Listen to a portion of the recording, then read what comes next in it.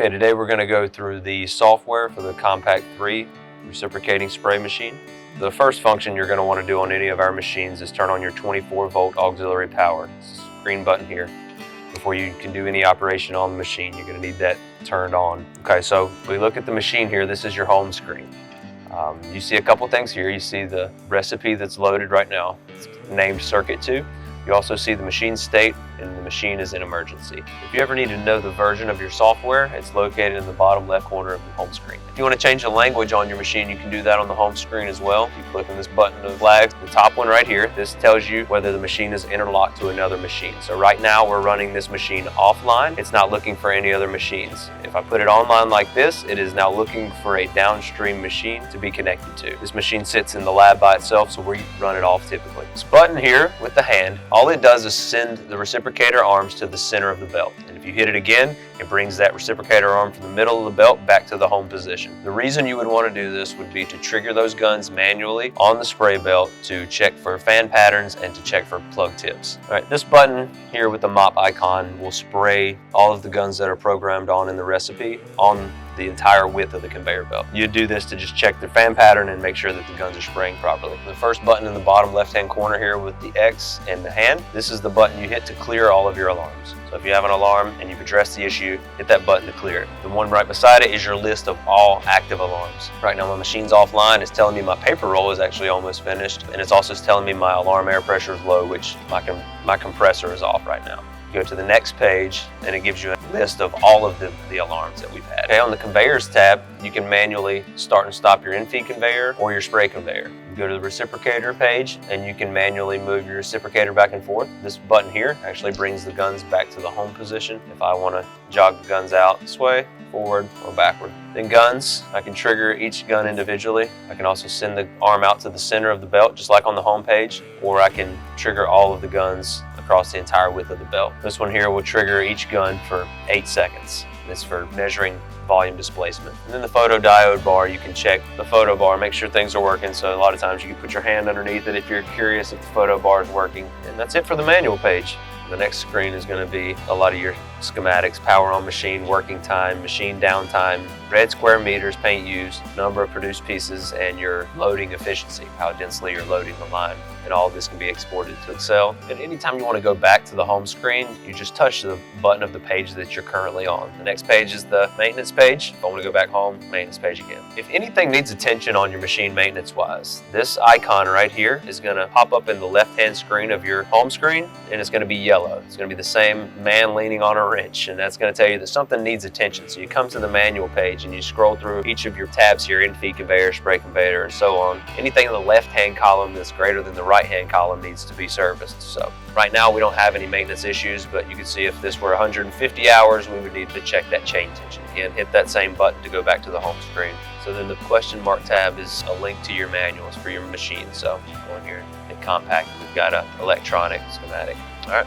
Okay, the next page here with the hand pushing the buttons, this is your manual operations page. Now really quickly, there are two modes of operation on this machine: automatic mode, which is start and stop here for automatic, or manual mode, start and stop with the hand, just like the manual icon over here with the hand. So anytime you want to do something in manual mode, you could go in here to this manual page, almost all of the functions of the machine manually. So you can individually trigger each gun. That's what this is for. You can go in and change the ventilation of the machine. You can go in and turn the conveyors on and off. You can move the reciprocator back and forth. All of those functions you can do manually. You would start manual cycle, and then you would go to this page, trigger those functions manually. So the first tab on the manual page is the ventilation. So you always want your exhaust at 100%, your intake air at typically 20 to 40% starting the day, and then as the day goes on and your filters get more plugged, you typically increase this number here on the intake side. Your conveyor page, when the machine is turned on, it'll give you a green icon here. Okay, the next two tabs, your edges and surface tab. What you're going to want to do is this is where you set your overspray values. So we take an image at the photo bar at the front of the machine, and then we expand that image in order to spray the edges of the part. This is your leading edge, this is your trailing edge, these are side to sides. The green arrows indicate the feed direction.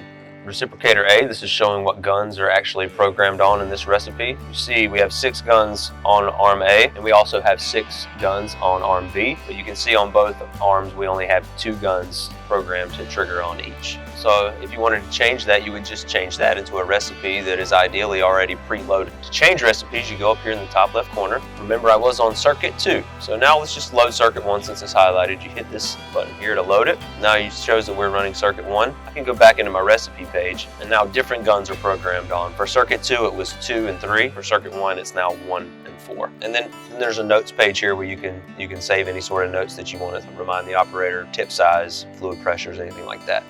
The next page is your equipment editor page. This is where we tell the machine what is physically on each arm and exactly where they're pointing. Like we just covered, arm A has 6 guns on it and arm B has 6 guns on it, but there is the ability in the software to have up to 8. So we tell it here that there are only 6 guns hanging on the machine. That will only allow us to program 6 guns in the recipe. Right here is where we give it what we call our X and Y values. Basically, we're telling the machine where the center of the fan pattern of each of these guns is pointing on the belt. So this is how we know exactly how far away the guns are from the photo bar and how we know exactly where to spray each part. You would put in that value for each of your guns, and there would be a separate video on how to do just that. Also, you can save up to 4 different equipments on here, so I can physically remove what guns are on there and put new guns or new gun arms on the machines. If that were the case and I had different guns that I were changing in or out, I could change the equipment from 1 to 2 to 3 to 4. Right here is a password protected tab. There's a lot of delicate information that if you change it, you could really,